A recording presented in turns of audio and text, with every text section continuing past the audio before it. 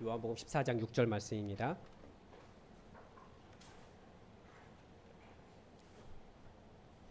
이 짧은 구절인데 다 함께 하나님의 말씀을 받들어 읽겠습니다. 요한복음 14장 6절의 말씀입니다. 예수께서 이르시되 내가 곧 길이요 진리요 생명이니 나로 말미암지 않고는 아버지께로 올 자가 없느니라. 아멘. 우리가 잘 아는 말씀이죠. 네. 지금까지 수요 기도의 시간에는 이 성경 한 권을 정해서 강해 설교를 계속 해왔습니다. 수요 기도회에서 계속 강해 설교를 하겠다라고 하는 원칙은 여전히 유효합니다. 강해 설교를 하는데 굉장히 매력이 있어요.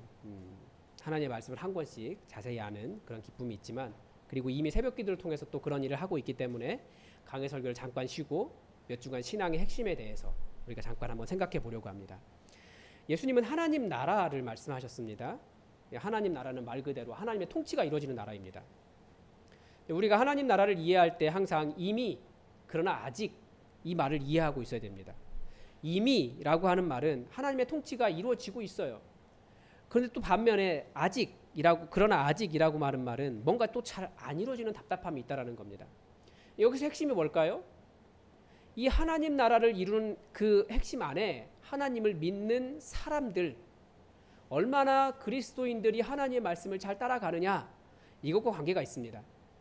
우리 그리스도인들이 하나님께 얼마나 순종하는가, 하나님의 뜻을 잘 따라가는가, 거기에 따라서 하나님 나라가 더 흥왕하게 일어나기도 하고 때로는 축소되기도 합니다. 그래서 성경을 보면 사실 따라와라가 굉장히 많이 있습니다. 이 깨어진 하나님의 나라는 우리 인간이 하나님을 따르지 않기 때문에 깨어졌기 때문에 하나님 나라는 우리가 하나님을 잘 따를 때 성취되는 겁니다. 그러면 우리는 어떤 길을 따라야 할까요? 이 길이라고 주장하는 곳이 많이 있습니다. 최근에 하나님의 은혜로 저는 신천지를 좀 연구할 기회가 생긴 것 같아요. 어느 정도 끝나면 그 결과를 여러분과 나눌 수 있을 것이라고 생각합니다.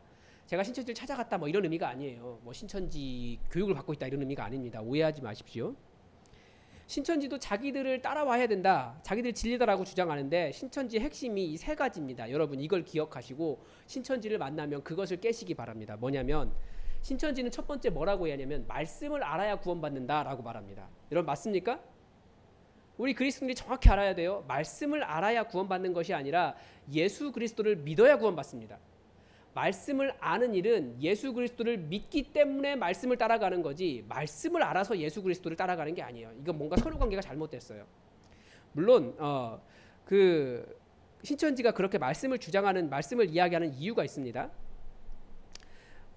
그리고 그 말씀을 뭐라고 이야기하냐면 요한계시록이라고 이야기해요. 요한계시록의 말씀을 성경에 그런 구절이 나오니까 이 말씀을 읽고 지키는 자 이야기가 나오니까 요한계시록이 그 하나님의 말씀이다. 그리고 그 요한계시록의 말씀을 하나님으로부터 들은 사람이 바로 이만이다, 이렇게 이야기하는 거거든요. 지켜야 할 말씀이 요한계시록만 있는 것이 아니다. 이게 두 번째 깨야 되는 부분이에요. 성경 전체를 따라가야 되는 거죠, 믿는 자라면. 그리고 요한계시록의 말씀을 들은 사람은 이만희가 아니라 사도 요한이다 라고 하는 것도 명확히 해야 됩니다. 10장에서 두루마리를 먹은 사람도 이만희가 아니고 사도 요한이고, 맨 마지막에 22장 16절에서 말하는 그 보냄을 받아서 예수 그리스도에게 보냄을 받아서 그 말씀을 듣고 세상에 전한 사람도 이만희가 아니라 사도 요한이다. 이 세 가지만 명확히 기억하면 신천지의 논리는 깰 수 있습니다. 이 선후관계가 잘못된 거예요. 그런데 이 이단만 그렇게 이야기하는 것이 아니라 보면 다들 자기가 진리라고 이야기해요. 그래서 과학도 그렇습니다. 때로는 자신을 따라오라고 이야기해요. 과학도. 교육도 마찬가지입니다. 교육도 자신을 따라오라고 이야기합니다. 교회가 이끄는 하나님 나라도 믿을 수 없기 때문에 사람들은 하나님이 존재하지 않기 때문에 그렇게 말하면서 자기들을 따라오라고 이야기해요. 그런 것이 현대 사회고 또 세상 풍조입니다. 그러니까 TV만 봐도 TV는 교회에 대한 이야기를 거의 하지 않아요. 그런데 무당 이야기도 하고 절 얘기도 하고 다른 종교 얘기도 다 해요. 근데 교회만 얘기 못하게 해요. 참 희한한 세상이에요. 그러니까 계속해서 그런 사회 분위기가 있어요. 하나님을 따라가지 말라고. 그런데 반면에 성경은 계속해서 하나님을 따라오라고 가르쳐줍니다. 누구를 따라가야 될까요? 답은 명확합니다. 예수님이 이렇게 말씀하셨습니다. 예수께서 이르시되 내가 곧 길이요 진리요 생명이니 나로 말미암지 않고는 아버지께로 올 자가 없느니라. 우리가 따라가야 할 길과 진리와 생명은 예수 그리스도이십니다. 우리가 항상 이 중심을 붙잡고 살아야 돼요. 예수 그리스도, 오직 예수, 오직 예수. 우리의 목적지는 어디입니까? 하나님 아버지께 가는 거예요. 그 길이 어디 있습니까? 예수 그리스도에게 있어요. 물론 다른 거 따라가려면 다른 길 따라가야겠죠. 그러나 예수라는 길 이외에 다른 것으로는 하나님께 이를 수가 없습니다. 또 예수님께서 예수님을 길이라고 표현하신 이유는 따라오라고 하는 명령과 같습니다. 그러니까 하나님께 도달할 수 있다라고 하는 뜻이죠. 우선 예수님이 길이라고 하는 표현 자체를 우리가 잘 이해해야 됩니다. 이런 질문을 한번 드려보겠습니다. 주여, 제가 무엇을 하기 원하십니까? 언제, 어떻게 해야 할까요?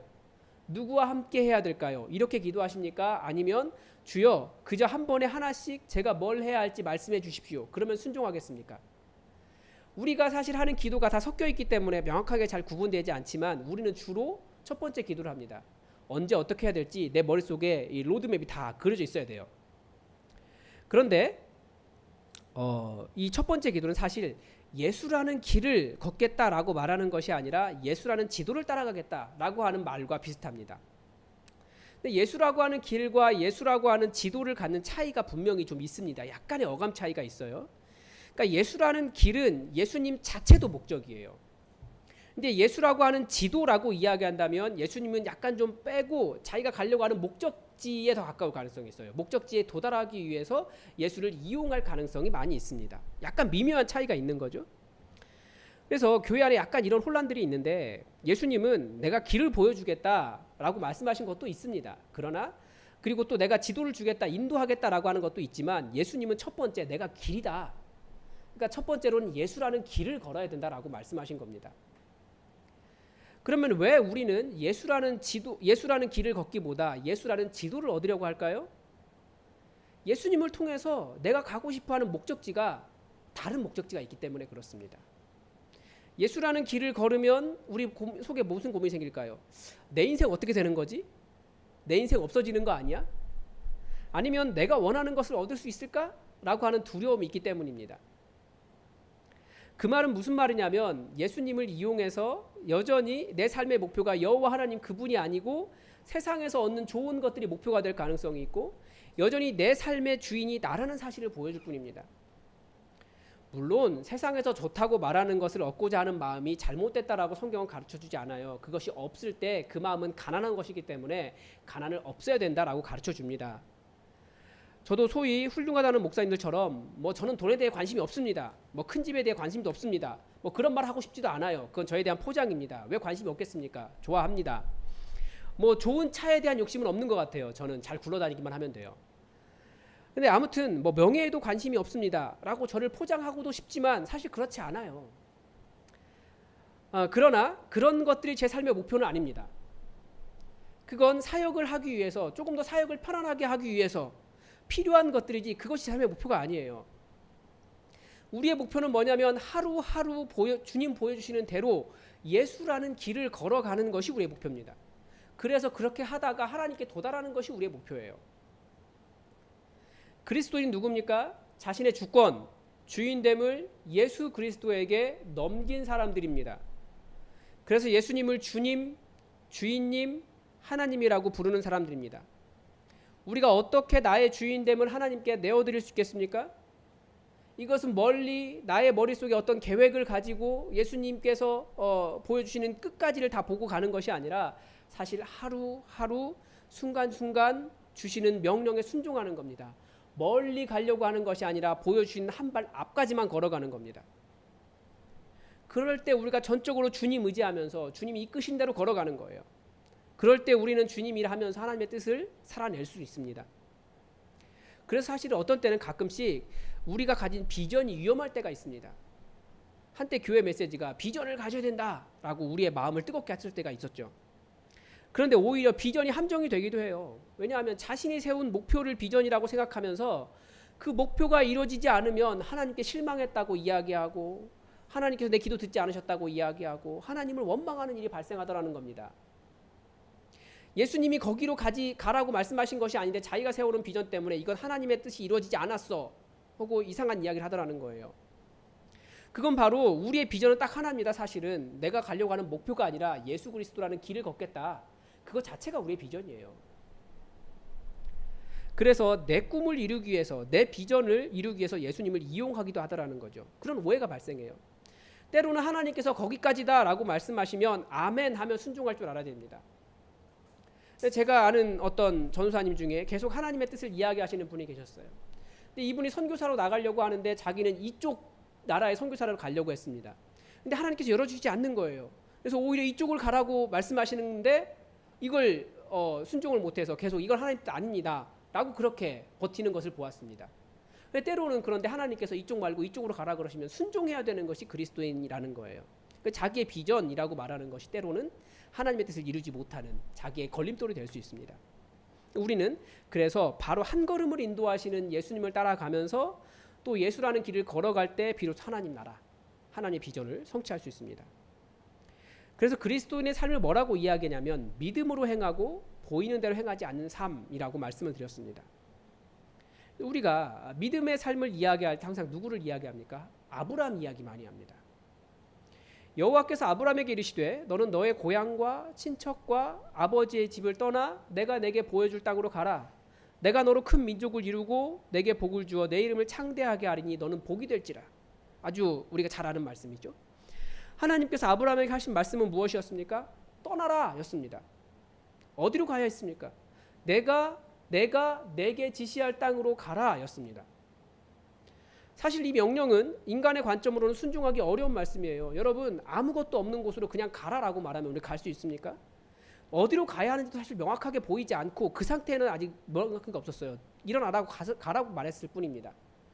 또 가서도 그때그때 지시하심을 받았고 그래서 가나안 땅에 들어와서도 이곳 저곳을 헤맸습니다.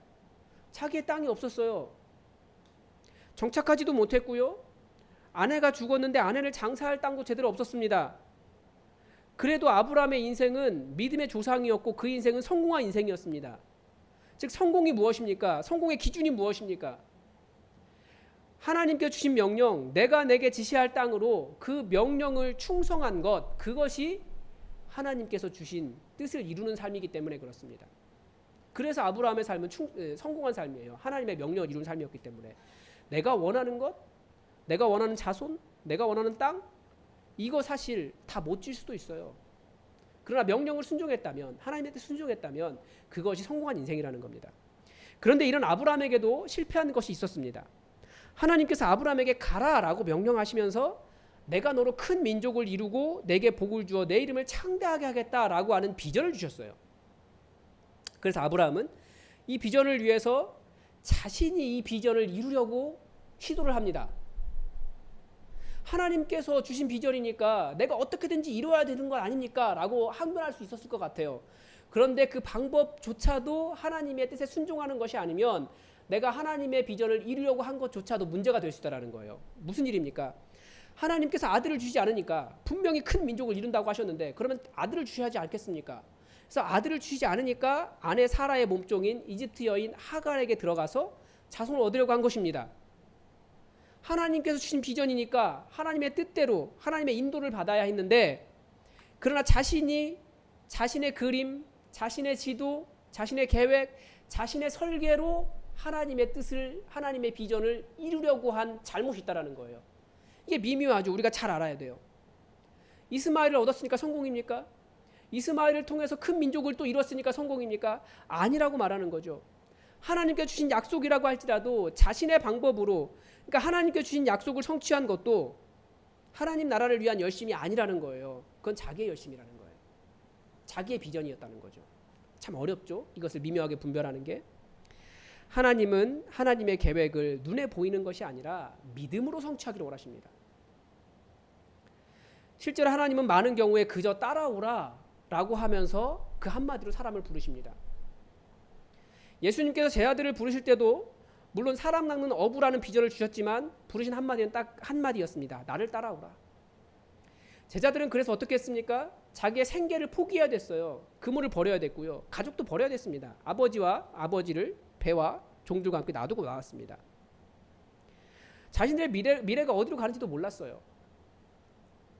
예수님께서 십자가 지려고 하실 때도 그저 예수님이 왕 되시면 나는 큰 업적을 쌓은 장군이 되어야지라고 하는 헛된 비전에 사로잡혀 있었습니다.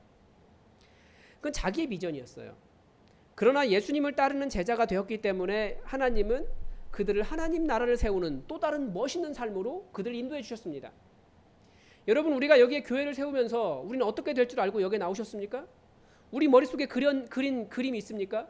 아니요. 우리가 따라가야 될 것은 한 발 한 발 인도하시는 성령님의 인도하심만 따라가는 겁니다. 여러분, 떠나라고 하니까 떠나서 여기에 교회를 세웠습니다. 그 이유는 어떻게 해야 됩니까? 또 성령님께서 부르시는 대로 한 걸음씩 나아갈 뿐입니다. 성령님의 계획 아래 성령님께 순종할 때 우리가 교회를 이루는 거지 내 머릿속에 있는 무언가로 만드는 것이 아니라는 거예요. 그래서 멀리 보이지 않아도 주님이 보여주시는 길을 걸어가는 것이 그리스도인의 삶입니다. 그래서 이런 삶을 예수님은 이렇게 설명해 주셨어요. 그러므로 염려하여 이르기를 무엇을 먹을까, 무엇을 마실까, 무엇을 입을까 하지 말라. 이는 다 이방인들이 구하는 것이라 너희 하늘 아버지께서 이 모든 것이 너에게 있어야 할 줄 아시느니라. 그런즉 너희는 먼저 그의 나라와 그의 의를 구하라. 그리하면 이 모든 것을 너희에게 더하시리라. 그러므로 내일 일을 위하여 염려하지 마라. 내일 일은 내일이 염려할 것이요 한날의 괴로움은 그날로 족하니라. 우리는 염려하면서 우리의 비전을 세우고 염려하면서 하나님의 뜻을 내가 이루려고 합니다. 그런데 그렇게 하지 말라는 거예요. 하나님 다 아시니까 지금 하나님께서 원하시는 하나님의 뜻을 따라가라는 겁니다. 그래서 첫째, 무슨 말씀을 이야기하는 거냐면, 첫째는 하나님은 절대적으로 신뢰하실 만한 분이십니까? 이 질문을 알고 있는 겁니다. 정말 하나님을 신뢰하느냐? 내가 내 미래가 보이지 않는다고 할지라도 지금 여기 살아가고 하는 것을 신뢰할 수 있느냐? 이겁니다. 둘째는 내일 일마저도 염려하지 말고 하나님의 의를 구하며 오늘 하루를 살 것인가를 물어보고 있습니다. 셋째는 하나님께서 모든 일을 자세히 알려주지 않아도 그분만 따르겠는가? 라고 질문하는 겁니다. 넷째는 보이는 것이 아니라 믿음으로 오늘 하루를 살아갈 수 있는가에 대한 도전입니다. 그래서 방금 말씀드린 것에 대한 어떤 인정하기 어렵다고 한다면 하나님께 그 문제를 놓고 기도하십시오. 하나님의 뜻을 하나님의 방법으로 따라갈 수 있게 해달라고 기도하십시오. 내가 다 알지 못해도 여전히 미래가 어두워 보여도 눈에 보이는 대로 살지 않고 믿음으로 살 수 있게 해달라고 기도하십시오. 그래서 예수라는 삶을 살 수 있게 해달라고 여러분 기도하십시오. 그렇게 예수님이라고 하는 길을 걸어가면 어떻게 살 수 있을까요? 여러분, 갑자기 여러분에게 어떤 공돈이 생겼습니다. 여러 계획을 하겠죠. 돈이 생겼기 때문에 우리는 내일 일을 염려하며 내일 무엇을 먹을까, 무엇을 입을까 이렇게 킵해놓을 수 있습니다. 그런데 누군가를 도울 일도 생각이 났습니다. 그럼 우리는 어떻게 해야 될까요? 이거 주신 것이 내일 내가 먹어야 될 것, 입어야 될 것을 위해 주신 것이 아니라 지금 도와야 될 그 사람을 주라고 주신 거구나라고 흘려보낼 수 있어야 돼요. 이게 내일 일을 염려하지 않고 오늘을 순종하며 하나님의 뜻을 이루는 겁니다. 먼저 그의 나라와 그의 의를 구하는 겁니다. 왜냐하면 저는 이런 식으로 치킨을 얻어먹은 경험이 있습니다.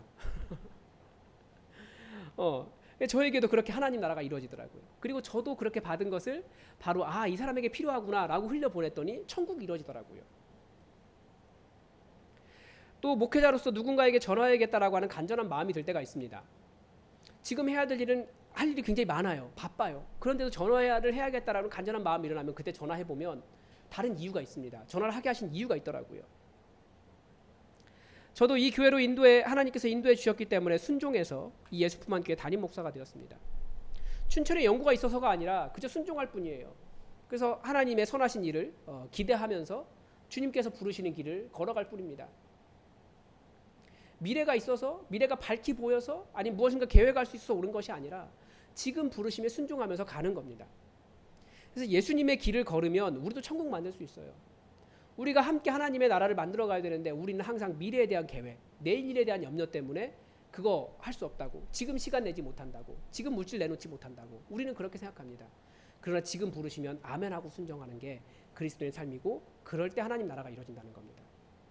이제 또 우리 이제 1:1 성역 공부, 저희 재신임도 끝났고 방학도 이제 여름 휴가도 끝났기 때문에 이제 1:1 성역 공부를 다시 시작하려고 합니다.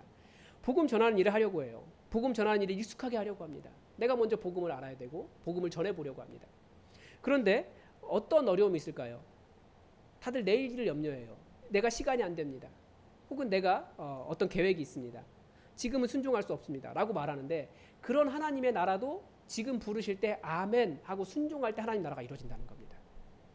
그래서 우리는 예수 그리스도라는 길을 걸어갑니다. 주님 부르실 때 아멘 하면 순종을 따라갑니다. 그럴 때 하나님의 나라가 만들어지는 거예요. 그래서 우리가 그렇게 예수라는 길을 따라가서 우리도 천국을 만드는 일에 그 한 자리를 차지하며 영광된 이 직분을 감당했으면 좋겠습니다. 우리 다 함께 좀 말씀의 은혜를 놓고 함께 기도했으면 좋겠습니다. 뭐냐면 우리가 예수님이라고 하는 길을 걸어가는데 혹시 우리에게 어려움이 있을 수 있습니다. 반주 좀 부탁드립니다. 네. 어떤 어려움이 있으십니까? 미래에 대한 불안입니까? 아니면 고생할 것에 대한 두려움입니까? 그런 어려움과 걱정이 무엇인지 내 삶을 다 맡기지 못하는 이유가 무엇인지 알 수 없지만 혹은 우리가 순종하면서 당연히 따라갈 것이라고 또 생각하는 부분도 있습니다. 근데 혹시나 그런 어려움이 있다면 주님 앞에 내려놓으시기 바랍니다. 그리고 기도하면서 주님께 아뢰고 도와달라고 기도하십시오. 그래서 눈에 보이는 것이 아니라 믿음으로 살아가게 해달라고, 내 삶을 하나님께 맡기는 삶이 되게 해달라고 우리 다 함께 내 삶을 주님께 맡기는 기도를 드리고 그리고 예수라는 길을 걸어갈 수 있게 해달라고 우리 잠시 기도하겠습니다.